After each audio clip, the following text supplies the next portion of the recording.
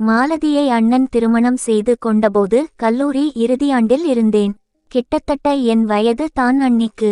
அவளை கொண்டதற்கு அவன் கொண்டதை விட அதிகமாகச் சந்தோஷம் கொண்டது நானாகத்தான் இருக்கும். வீதியில் நடக்கும்போது அண்ணியை திரும்பி பார்க்காத கண்களே இருக்காது. அத்தனை அழகி அவள். நளினம், அப்பழுக்கற்ற சிரிப்பு, மூடியும் மூடாததுமான வாலிப்பு, குறும்பு பார்வை, அடுக்கிக் கொண்டே போகலாம். எங்கள் குடியிருப்பு பகுதியில் நிகரற்ற பேரழகியாக விளங்கினாள். எனக்கு மட்டும் வீட்டுக்குள்ளேயே ரசிக்கின்ற வாய்ப்பு. ஒரு ஹலோ விற்காக பல ஆடவர்கள் துல்லியமாக திட்டமிட்டு அவள் நடக்கும் பாதைக்கு எதிர் திசையில் வருவர். நம்ம கிட்ட இல்லாதது அவ கிட்ட என்ன இருக்கு? பெண்டிரையும் வியக்க வைத்தவள். எனக்கு மட்டும் வீட்டுக்குள்ளேயே ரசிக்கின்ற வாய்ப்பு. எங்கள் வீட்டுக்கு மாலதி வந்த ஒரே மாதத்தில் நட்பானேன். அப்பா, அம்மா, அண்ணன் எல்லோரும் இருக்கும் போது நெருக்கமாக காட்டிக் கொள்ள மாட்டாள். அவர்கள் இல்லையென்றால் ஒரே குஷிதான். அண்ணனுக்கு அடிக்கடி வெளியூர் பயணம் வேலை நிமித்தமாக. கொஞ்ச நாளில் அப்பா அம்மாவும் ஊருக்கு போனார்கள். பிறகென்ன, அண்ணியுடன் ஜாலியாக இருக்க வேண்டி கல்லூரியை கட்டடித்தேன். அவள் சமைக்கும் போது உதவி என்ற பெயரில் குறும்பு செய்தேன்.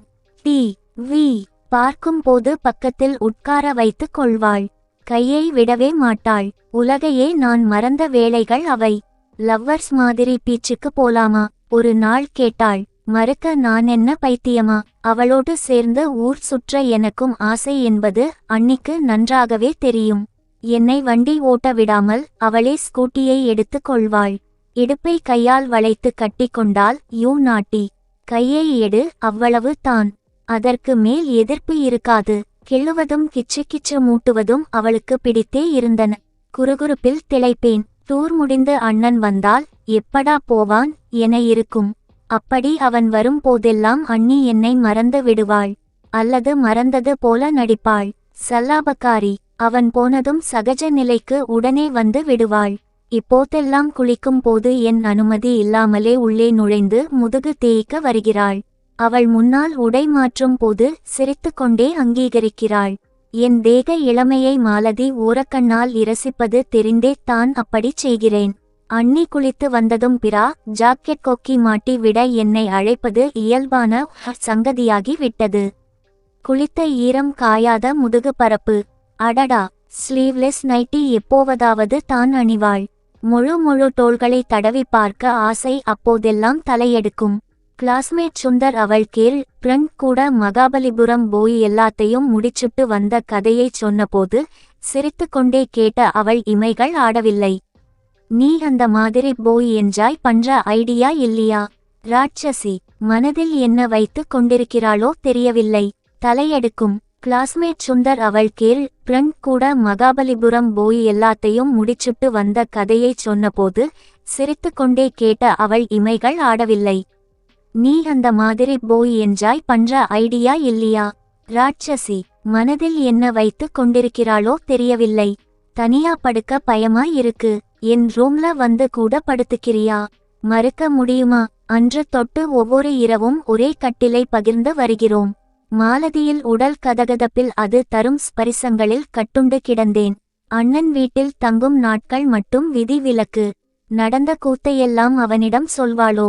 இருக்காது நினைத்து கொண்டேன். இருந்தால் மட்டும் என்ன? அவனுக்கும் தெரியட்டும்.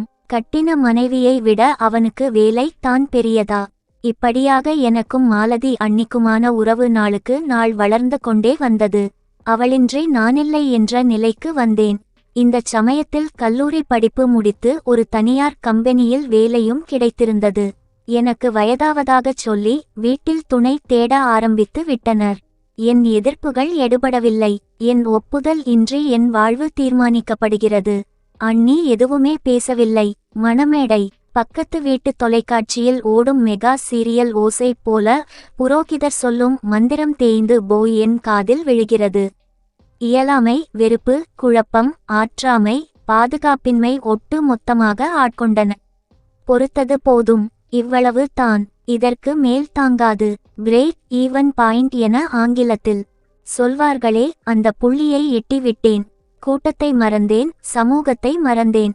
மனதெல்லாம் நினைவால் அண்ணியே நிறைந்திருந்தாள். என்னையுமறியாமல் எழுந்தோடி மேடைக்கு பக்கத்தில் நிற்கும் மாலதியை கட்டிக்கொள்கிறேன். ஒரே அழுகாட்சி. நான் அழ, அண்ணி அழ. என்னடா? ஒன்னும் இல்ல, நாங்க எல்லாம் இதே ஊர்ல தானே இருக்கோம். நெனச்சா எப்ப வேணாலும் ஒரு மணி நேரத்துல வந்து பாத்துக்கலாம். இன்னும் ஏதேதோ சொல்லி என்னை சமாதானப்படுத்தி மணவரையில் மறுபடியும் அமரச் செய்கிறாள் அண்ணி. அப்பா, அம்மா, அண்ணன், சற்று நேரத்தில் மாமனார், மாமியார் அனைவர் கண்களிலும் ஈரம் துளிர்த்திருந்தது. மாங்கல்யம் தந்து நானே ஐயர் சொல்ல கழுத்தை நீட்டினேன்.